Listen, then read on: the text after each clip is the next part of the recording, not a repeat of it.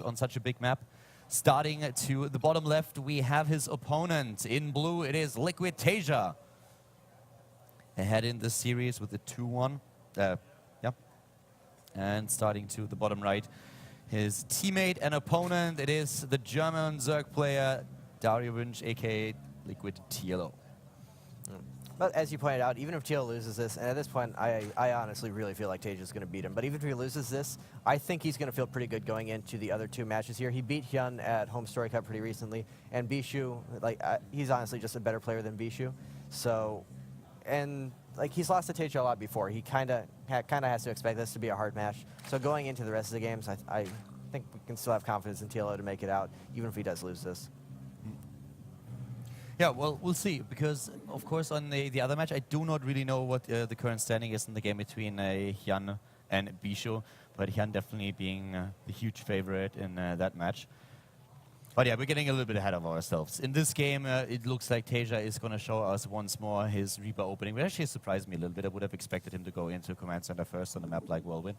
He actually hasn't put down a gas just yet, so it's looking like it might be Barracks CC, and yeah, it is. He's queuing a bunch of SCVs, so it will be a CC or a Barracks CC. Yeah, it's actually a bit surprising. I hate that build so much. It's just why? Not as a Zerg player, like as a Terran player. I think it's just really silly to ever do that build. It doesn't provide the map presence or the aggression of a Reaper build, but then it's just not as good as an economy as CC first, not by a long shot. Like, as a Zerg player, if you see that, you can actually go 3H before pool, and you can still hold off any aggression coming out of the Terran player. It's just such a weak build in every way. Yeah, I was really surprised when you said that you hate that build, and I immediately thought that you thought it was super strong against Zerg, and I'm like, okay, that's a little bit weird, but that explanation is, yeah, makes a lot more sense. I love playing against it, but it just frustrates me to see Terran players doing such a meaningless build. Yeah, it seems weird on a map like Whirlwind of all things. Especially on here, yeah. The only explanation is he thinks that CC first is the obvious answer to this map, and that TLO is going to 6 or 10 pool or something to try and take advantage of it, so he's playing a little bit safe. But he's not really, because he's not even, there goes, he finishes the wall now, so he is pretty safe against any kind of pool first.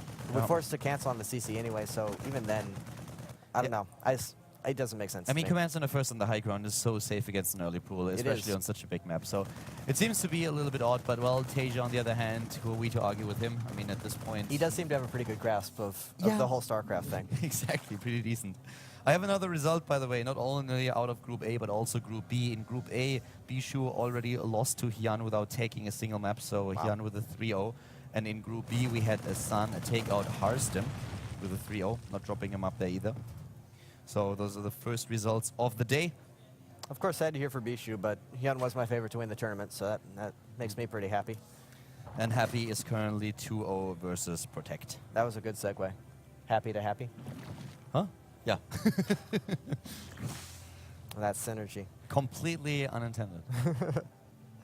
And TLO actually doing the same thing he did against the Reaper both games. He put up a really late gas, and he's just going to get a really late speedling. Which is, I don't know, I don't like that very much. I feel like if you're going to get speedling, you might as well get it right away so it's actually a threat to the Terran. But if you're going to take a third base, then you might as well take a third base. This is kind of in between. Well, what we have right now is TLO with the first few queens. That build that TaeJa uses here is, of course, safe enough to make sure that no scouting are going, or no Zerglings are going to up into his main base. We already have the bunker at the front. The scout for TLO with the overlords at the top left gives him at least an opportunity to at some point get a glimpse of the natural of his opponent. There's that speed that we've been talking about a little bit later. And we have now factory and additional gas. Oh, and actually a second gas coming down from TLO. So that could mean a Roche Bane all-in. Should definitely mean something weird. No third hatch yet. It's going to be something. We just have to wait to see if it's going to be a fast lair, which would be very, very strange, or if it's going to be Roche Bane aggression. And we have the third queen out for him too, so... That's actually becoming more and more common amongst Zerg players just because it pretends that you're playing a more macro-oriented game, and that creep spread is always just so valuable anyway. But it is a fast lair, so this will be interesting. Actually, last night we were talking about this match, you, me, and him, and I jokingly said he should go 2H Muta, and he was like, hey, actually that kind of works against some of the builds that TaeJa does. And it looks like it's going to be 2H Muta. He's getting additional gas right now. He's going up to 4. And he plays that a little bit greedy. I mean, the speed will at least give him a bit of safety in the early game, but if TaeJa isn't playing aggressive here, then he could actually make this work. It definitely could be 2-base Muta, and TaeJa is going Banshee, which is, of course, just about the best situation you can possibly have for 2-base Muta. What do you think about 2-base Muta in general? Because one of the things that I really feel in this scenario, it seems to be an ideal scenario for TLO because of the Banshee play that we have. But if the Terran goes into a normal double engineering bay, then two-bay Smoother just seems a little bit silly if you don't blindside him because you're falling so far behind in the upgrades. It is pretty weak. It can sometimes set you up for like a Ling Bane all-in or Ling Bane pressure on the third base just because they're so focused on holding off the mutas that they don't expect that. But with Widow Mines, it's gotten even weaker. It's pretty cheesy. We don't actually see a Spire yet. Yeah, there it goes. So the Spire has started, so it will be two-base Muta coming out of TLO here. He's trying to hide the Spire a little bit with the Overlord that is spreading the creep here so that scans in the main base are not going to reveal that immediately, even taking a third base now here. So TaeJa might be, that might be pretty misleading to the Terran player. And if TLO gets with the Mutalisk into the main base before TaeJa reacts with missile turrets, that could be pretty deadly. Yeah, TaeJa did see the timing on the third base, so he knows it's late, so he should feel like something's up. And I hear a scan going off. He scans the natural, but he does not see the Spire. He sees the lack of evolution chambers there, which points him towards Muta, but you can't be 100% sure there. He does have the double engineering bay down, so he will have access to turrets in time. He also has this Marine patrolling out on the edge of his base, watching for Nidus. And Banshee coming in, hitting that third base, but that's obviously not really going to do anything. He's just waiting for the Queen to appear here so that he can get engaged with the Hellions and already start to do that damage, and that's exactly what happens right now. The Queens of Creep looking a little bit silly, way too slow, but the Zerglings rushing in, and this time we have TaeJa once more up against the wall. Yeah, he gets trapped. He's going to lose. He's probably going to lose those Hellions. He does lose the Banshee to those two Queens. Pretty good control from the Hellions thus far, actually cleaning up most of the Zerglings. Yeah, we had TLO with a really nice and elaborate trap with those Zerglings, trying to set up a flank against the Hellions to make sure they can't get away from that. But TaeJa with his movements and his micro was able to make that work and took down most of those Zerglings. On the other hand, we have now 12 Mutalisks being produced, and so far TaeJa does not know what's happening here. Yeah, not a single turret has been started. He does have a Viking out, but he's just using that to clear Overlords. Yeah, well, so he's not going to get scouting information out of that. Yeah, no scouting here at all. The Viking alone against the Mutalisk is going to look pretty silly. And right now he has 10 Marines without combat shield, and Stim just now completed. It was amazing at the beginning of StarCraft 2 when Terran players actually thought that Vikings would be a good anti-air unit and used them against Mutalisks. That was always like the happy moments that Those were happy times, yes. Yeah. And oh, you built 10 Vikings. Thank you. He now has 12 mutas out, and there are 0 turrets. Yeah, there's nothing. This was a pretty nice fake out by TLO, and he's moving into the main base.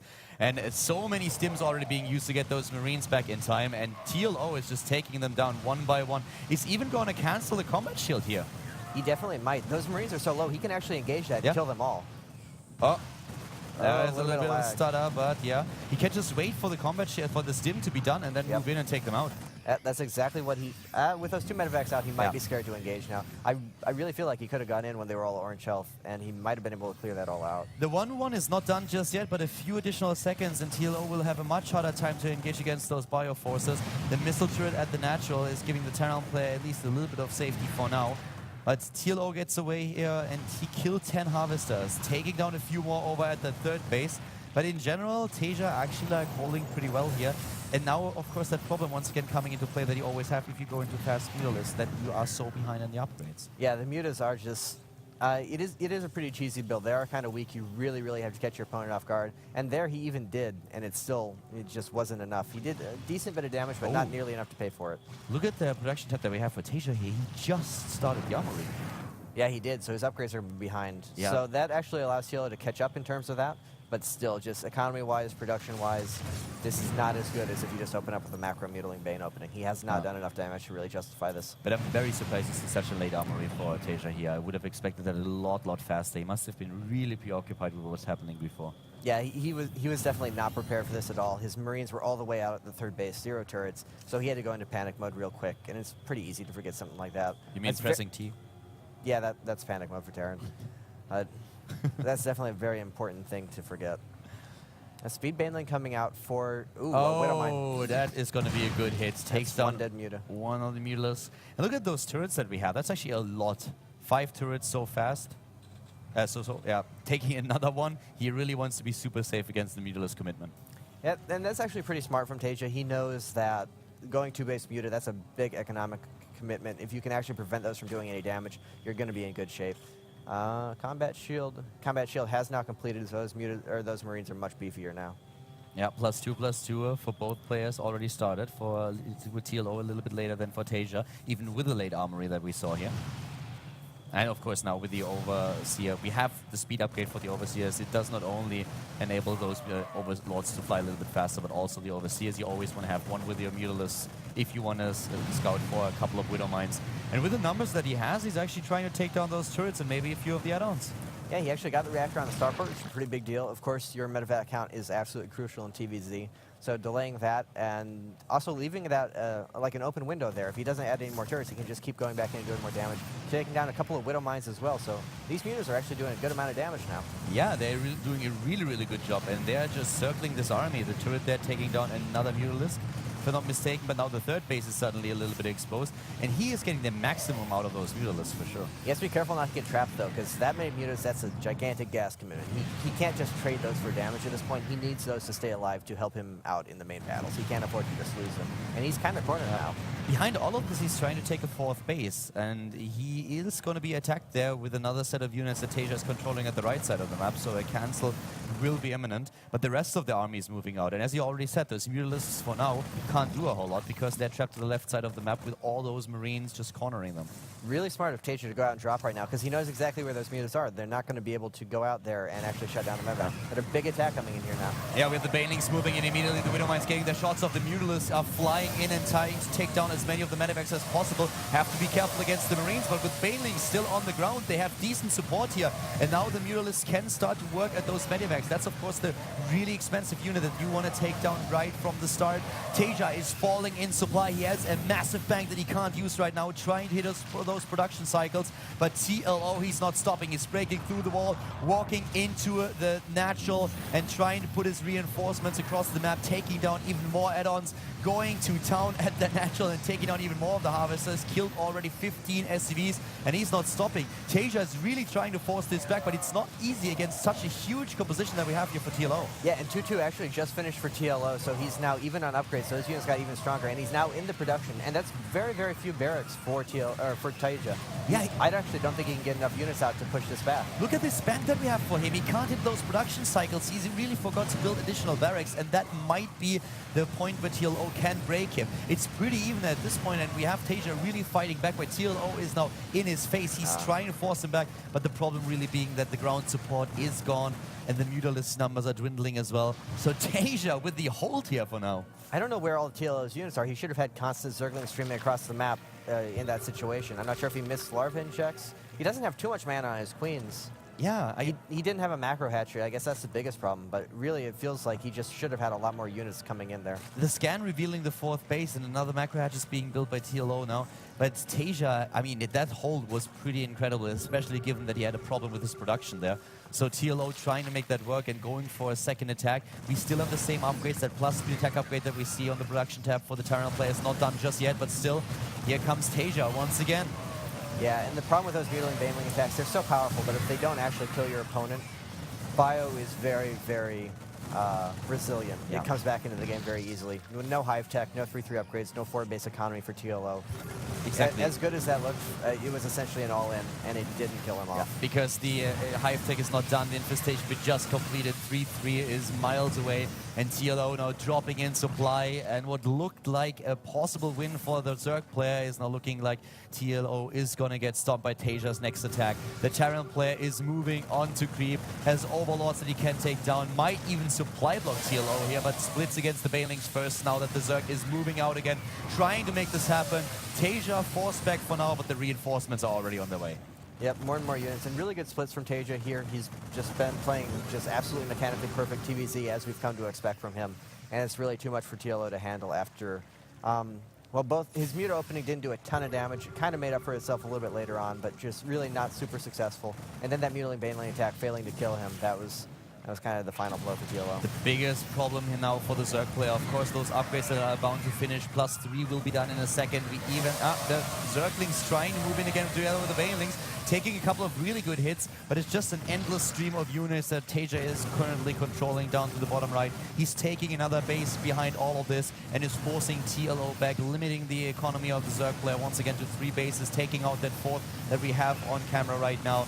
But with the +3 attack upgrade, this Bioforce just has so much attack power. And the armor upgrade is about to finish fairly soon. Army supply 104 against 50.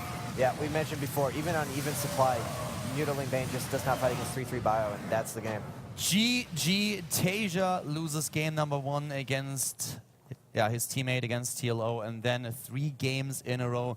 The Terran player for Team Liquid successful.